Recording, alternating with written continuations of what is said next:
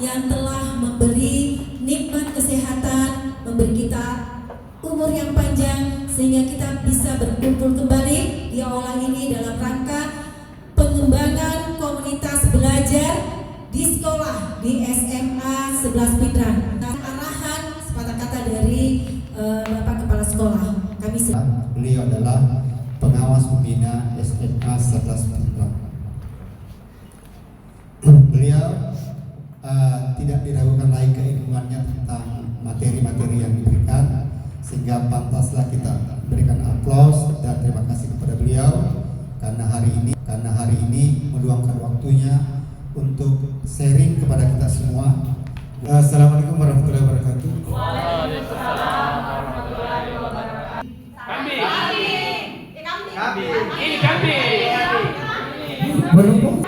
Pertanyaan awal, menurut ini, teman-teman sekalian, ini apakah komunitas belajar itu?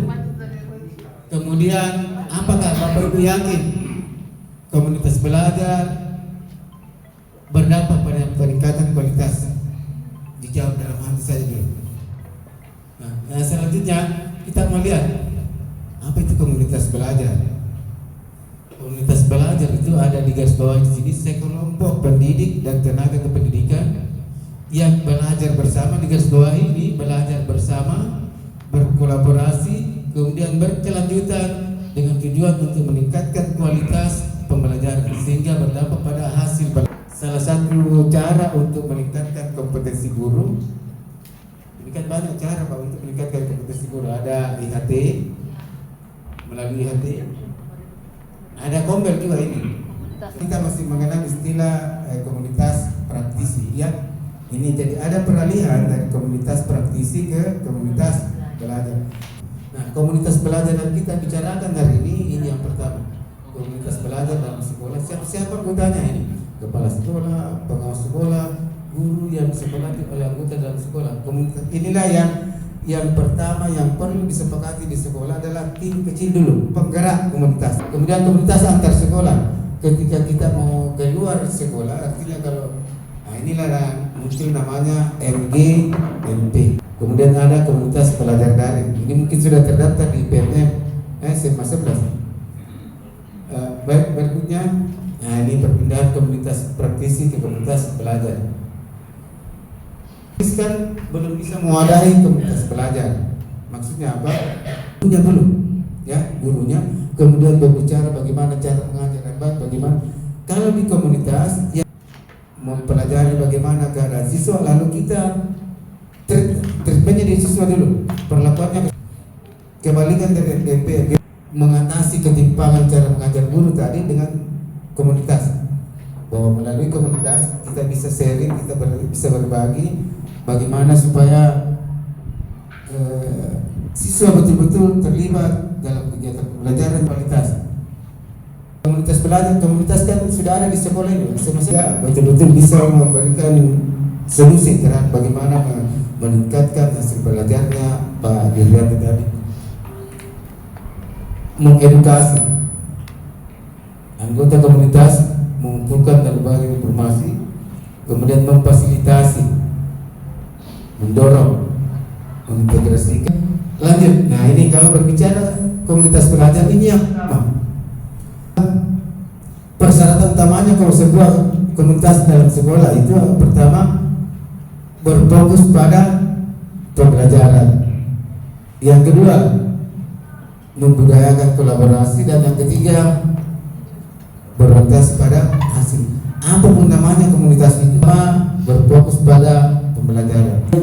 Yang mengutamakan adalah berkolaborasi, berkelanjutan, terukur. Ada parameter, ada alat ukurnya bahwa oh iya sudah melaksanakan dan sudah tercapai. Kemudian meningkatkan. Sementara belajar, sementara kita mengajar, lalu ada siswa yang keluar masuk, ada siswa tertidur. Pertama kita akan memperkaya materi kepada murid kita yang sudah paham. Jadi bagaimana tim kecil ini? Inilah yang perlu dibuatkan SK, ya, yang perlu dibuatkan SK. Jadi kemudian berikutnya telah data hasil belajar. refleksi tadi. Telah ada hasil belajar dilakukan refleksi, kemudian melakukan sosial eksplorasi, kemudian melakukan sosialisasi. Ini penyampaian seperti ini bahwa teman-teman sekalian perlu kita membentuk komunitas supaya ada kolaborasi, ruang kolaborasi, wadah tempat kita berkolaborasi. Kemudian berikutnya memasukkan ke dalam jam efektif guru, bahwa ke depan teman-teman sekalian belajar itu menjadi kewajibannya. Kenapa menjadi kewajiban? Karena sudah menjadi tugas pokok. Ini tugas pokok. Kecuali mereka aktif di komunitas ya. Iya, mempengaruhi orang kan. Jadi ini tim kecil, ini adalah tim penggerak. Ini yang perlu disetakan. Kemudian refleksi. Nah ini tugasnya tim kecil. Coba Pak Saudara yang bisa menggunakan. Kepala sekolah mengawali proses belajar dalam sebuah sekolah dengan membentuk tim kecil yang akan membantu kepala sekolah Membangun komitmen bersama dan menyepakati nilai bersama. Buat teman-teman sekalian ketika belajar menciptakan lingkungan belajar yang ramah guru, Nah ini yang ramah guru itu teman-teman sekalian bisa saling berbagi di situ. Dan enaknya yang ibu ini. Jadi supaya tidak ada ketimpangan seperti itu, kita perlu menciptakan komunitas, sehingga komunitas dibahasakan sebagai menciptakan lingkungan yang ramah guru. Mereka bisa berbagi di ruangan di komunitas itu. Yang penting dikembangkan ini saya juga pendidik mengembangkan lingkungan kelas yang memfasilitasi peserta didik belajar secara aman dan nyaman. Yang kedua, pendidik mengimplementasikan penerapan pembelajaran terdiferensiasi dan sesuai kebutuhan peserta didik. Ketiga, pendidik aktif dan mengembangkan diri dalam komunitas belajar. Untuk sebuah komunitas ini Pak Direktur ini cuma saya ambil dari buku. Inilah juga hasilnya dari asesmen yang bekerja ini. Bagaimana mencetak berikan checklist kepada bagaimana komunitas belajar di SMA 11.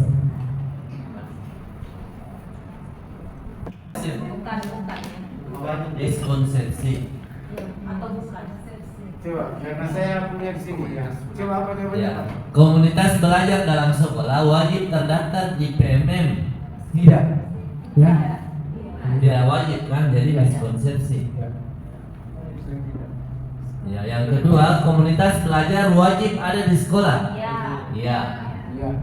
Komunitas belajar sama dengan pelatihan ataupun belajar bersama-sama tentang materi baru yang diperlukan guru. 5. Sebelum menjalankan hubungan belajar, guru perlu bersepakat menentukan topik dengan melakukan refleksi awal tentang pembelajaran murid. Ya. Ya. Ya. Anda masih sama-sama, masih kabur. Ya, bagus kalau didiskusikan. Saya kira demikian untuk sementara Pak. Saya kembalikan ke MC moderator. Terima kasih. Assalamualaikum warahmatullahi wabarakatuh. Terima kasih. Tadi yang Bapak sampaikan bahwa satu komunitas bisa terdiri dari beberapa orang guru. Terima kasih banyak. Waalaikumsalam warahmatullahi wabarakatuh. Terima kasih atas kesempatan yang diberikan. Tanpa mengherankan saya hadiahnya guru BK Pak. Alangkah bahagianya kami ketika bisa juga disisipkan dengan materi-materi tentang apa sebenarnya yang harus dilakukan guru BK supaya kami sebagai guru BK. Saya kira itu saja Pak. Terima kasih atas kesempatannya. Assalamualaikum warahmatullahi wabarakatuh. Waalaikumsalam. Terima kasih banyak nih Ibu Gurika di sini ya? Iya, ini tandanya Ibu kreatif. Kenapa? Karena mempertanyakan juga eksistensi keberadaannya di sekolah ya. Yang ikut PKP